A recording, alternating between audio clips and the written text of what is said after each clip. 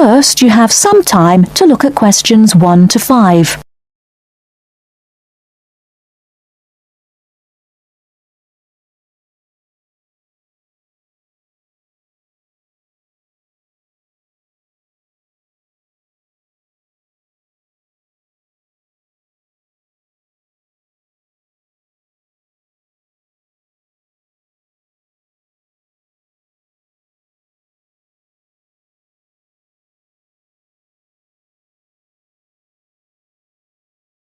Now we shall begin. You should answer the questions as you listen, because you will not hear the recording a second time. Listen carefully and answer questions 1 to 5. Joanne? Hi, you must be Rob. Nice to meet you. So, I hear you're planning to visit Australia. Yeah, and I really wanted to talk to you because I was thinking of spending some time in Darwin, and my sister told me you're from there. That's right. So, tell me about it. Well, where shall I start?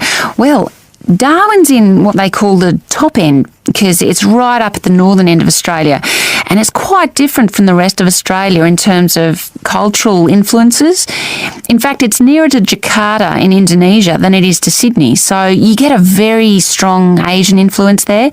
That means we get lots of tourists. People from other parts of Australia are attracted by this sort of international cosmopolitan image.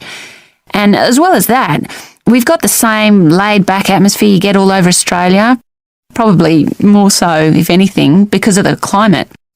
But what a lot of the tourists don't realise until they get there is that the city's also got a very young population.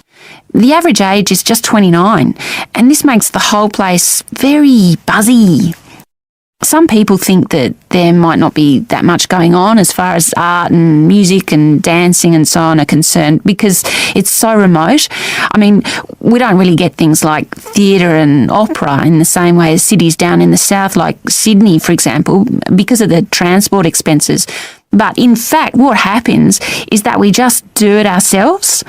Lots of people play music, classical as well as pop, and there are things like artists groups and writers groups and dance classes. Everyone does something. We don't just sit and watch other people. You said it's very international? Yeah, they say there's over 70 different nationalities in Darwin. For instance, there's been a Chinese population there for over 100 years. We've even got a Chinese temple. It was built way back in 1887, but when a very bad storm, a cyclone in fact, hit Darwin in the 1970s, it was almost completely destroyed. The only parts of the temple that survived were part of the altars and the stone lions. But after the storm, they reconstructed it using modern materials. It's still used as a religious centre today, but it's open to tourists too, and it's definitely worth going to see it. Oh, and as far as getting around goes, you'll see places that advertise bicycles for hire, but I wouldn't recommend it. A lot of the year it's just so hot and humid. Some tourists think it'll be fine because there's not much in the way of hills and the traffic's quite light compared with some places, but believe me, you're better off with public transport. It's fine and not expensive, or you can hire a car, but it's not really worth it. What's the swimming like?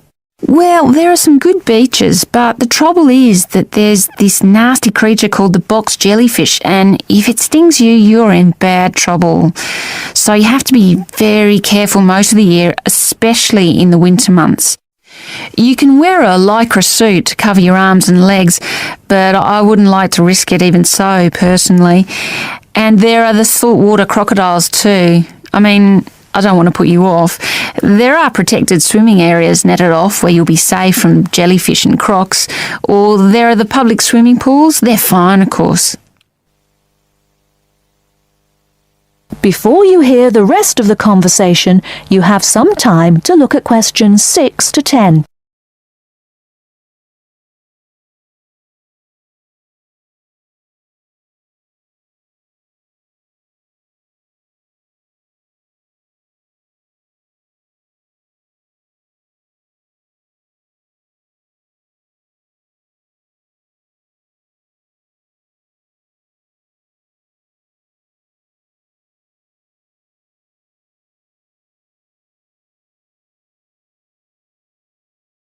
Now listen and answer questions 6 to 10. So, which places would you specially recommend? Well, one of the most popular attractions is called Aquascene. What happens is every day at high tide, hundreds of fish come in from the sea, all different sorts, including some really big deep sea fish. And some of them will even take food from your hand. It's right in the middle of town at the end of the esplanade. It's not free. I think you have to pay about $5, but it's definitely something you have to experience. Then, of course, Darwin has a great range of food, being such a cosmopolitan place.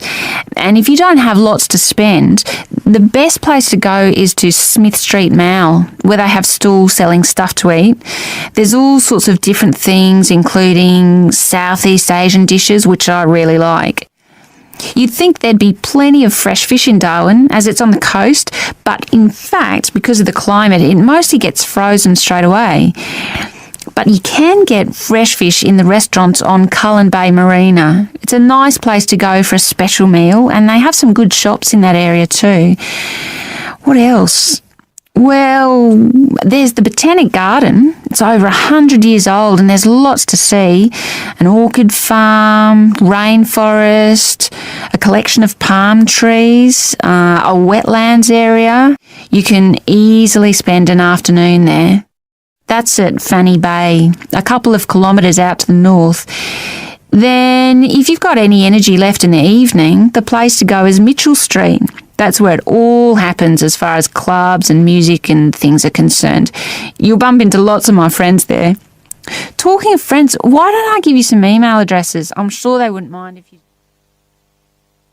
That is the end of part 1. You now have half a minute to check your answers.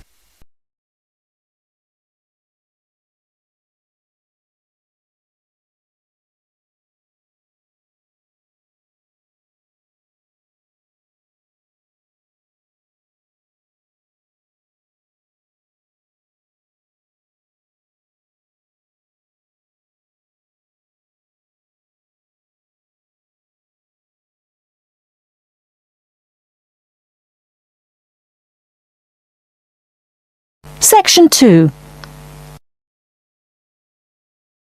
You will hear a new student, Stefan, talking to an assistant, Anna, at the student union about his membership. First, you have some time to look at questions 11 to 16.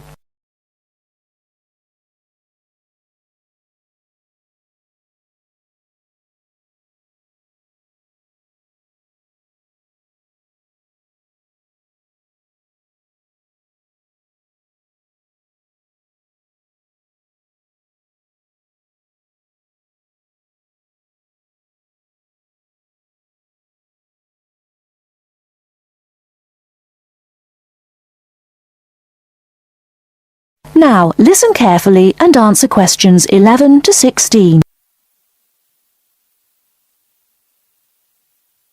Hi, can I help you? Yeah, I hope so. This is the first time I've been down to the union. I'm a new international student, and I just wondered what to do. Oh, right. Well, normally we ask international students to fill out this form, and we put your details on the wall by reception. Then other students can contact you. It's a way for everybody to get to know each other. It can be a bit lonely otherwise. Oh, I see. What's your name? I'm Anna, by the way. It's Stefan Unger. OK, well, just write that there, next to name, and then fill in the rest. Right. What does it mean, degree program? Oh, just if you are an undergraduate or a postgraduate. Or maybe you're just here for a short course? I'm a postgraduate. Do I need to say what in? Not really. It's too much detail. But you should put your department, so people who have the same interests or problems as you can get in touch. So I'm studying marine construction, so for department, do I put down the science faculty then? Just your actual department. That must be engineering, no? Oh, I see, yes. Then if you list what you like doing in your free time, not that we ever get any when we're studying, and maybe you can meet up with someone socially, or to join a club or something. Well, I like lots of things. Shall I just list them? My advice is to just put one or two, like football and films or whatever. Otherwise, you'll get so many invitations, you won't get any time to work. Okay, I think I'll just list computer games, as that's my big interest. Oh. I haven't played football for ages. I may start to play once I get settled. Now, let's see. Next thing is languages. Yes, we find many of the international students get a bit tired of speaking English all the time. Sometimes they like to speak to someone in their own language. It's up to you. That is a good idea. I presume I don't need to put English down. Oh no, I put Italian and French. I can only speak German, my mother tongue. Okay, well that's fine. Just put that. What does accommodation mean? Is that my address? We're trying to find similarities between people, and some people live in hall, some are in flats, some are in bedsits. So it helps if you say. I'm in hall, though I'd like to be in a flat, but that won't happen till the end of the first term. Put where you are now. You can always change it later. Then finally, just put your phone number. I haven't really got one. I haven't sorted out a mobile yet. Well, it's going to be difficult for people to contact you then, isn't it? Why don't you put the union one and we'll take messages for you? Okay. It's 02950 659 003. Have you got that? Yes. Okay then. Before you hear the rest of the talk, you have some time to look at questions 17 to 20.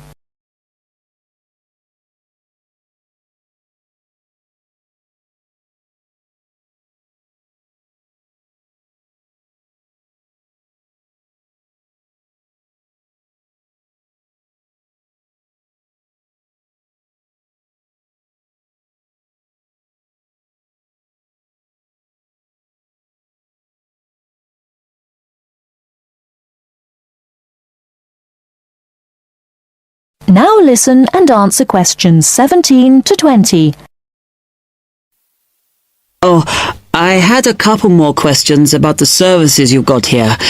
It says there's a photocopier here. Yes, you need to get a card from the shop, and then it's available to all students in the mornings. The union uses it after 1 p.m. Okay. I see also the union organizes loads of events. Are they always held here in the union building? It looks big enough. If you're interested in something, you should check the poster or our website. In fact, we normally use the Round Theatre, opposite the conference centre for most events, because the sound system is better. Right, I'll do that. Also, I wanted to hire a van. Can I do that through you? No. You need to present a case, really. They're not just available for hire to anyone. The president said we have to limit who is allowed to hire them. The person you need to see is the transport secretary. She's on the second floor. Okay, thanks. The other thing is, are all the discounts we get with our union card listed on the back of the card? I thought there might be more. No, that's it, I'm afraid.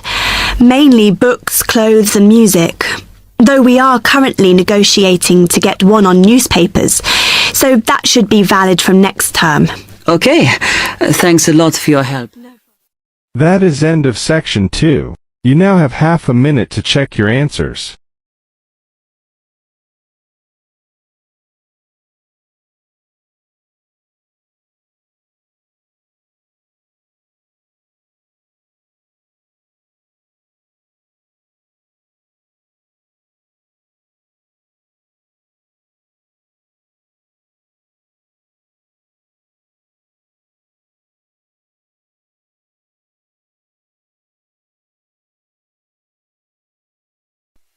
Now turns to Part 3. Part 3. You will now hear a radio talk on agricultural regulations. First, you have some time to look at questions 21 to 25.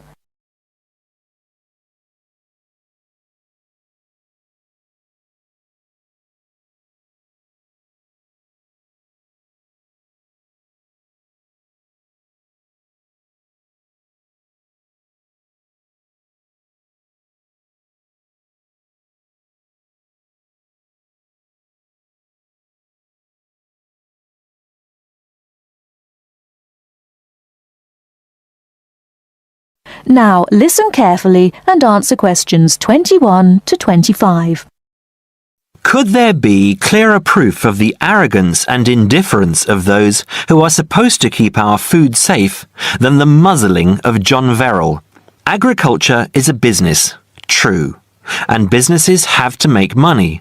But this shows how ministers and officials put the profits of the agriculture business before the well-being of the British people. Mr. Verrill, a pharmaceutical chemist, was appointed to represent consumers on one of the many committees that advise the government on food safety. When he tried to do his job, though, and wanted to warn ministers of a danger to children's health, he was refused permission to do so. The danger comes from hormones given to cattle in the USA and some other countries to make them grow faster. They speed up the animal's development to maturity, thus making meat production more profitable. There have, however, long been fears that the hormones have horrendous effects on the people who eat them, causing diseases as serious as cancer. Once these hormones were used on British cattle too, but over 20 years ago they were banned in Europe for being too dangerous. Indeed, so concerned is the European Union that it banned imports of hormone-fed beef years ago, much to the fury of the US government, which wants to sell it all over the world. Several years ago, the USA and Canada asked the World Trade Organization to declare the ban illegal and to punish Europe for failing to lift it. The WTO, with its long record of refusing to let environmental or safety concerns interfere with trade, agreed, imposing fines of more than $120 million a year on the EU for its refusal to back down. The British government now backs the Americans, claiming that there is no proof that hormone-fed beef does any harm. This is where Mr. Verrill comes in. He is very angry with the government, especially as their claim comes out just after a Danish study shows that growth hormones are 200 times more dangerous than was previously thought. Worried by these findings, Mr. Verrill spoke to government representatives, who did nothing. Before you hear the rest of the talk, you have some time to look at questions 26 to 30.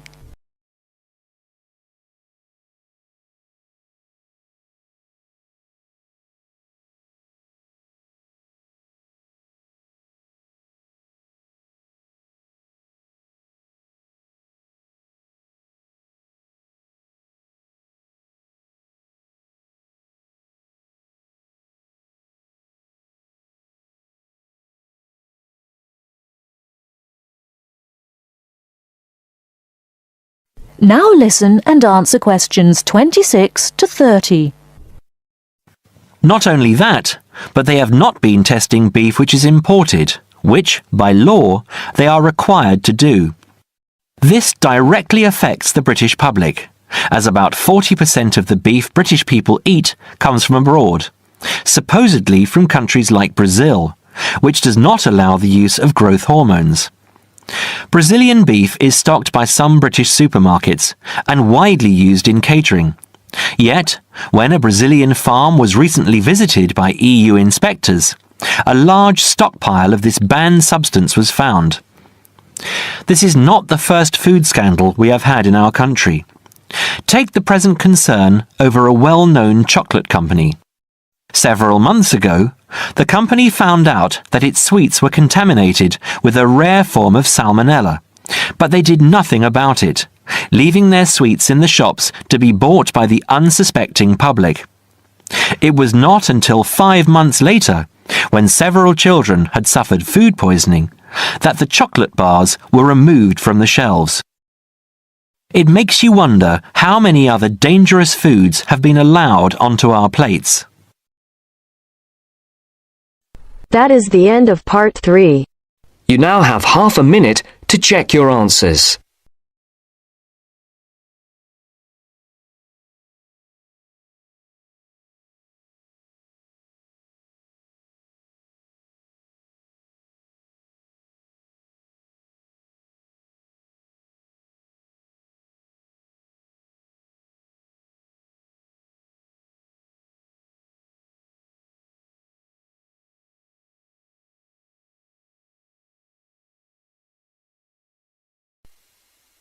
Now turns to part 4. Part 4. Listen to the following lecture about lightning. First, you have some time to look at questions 31 to 40.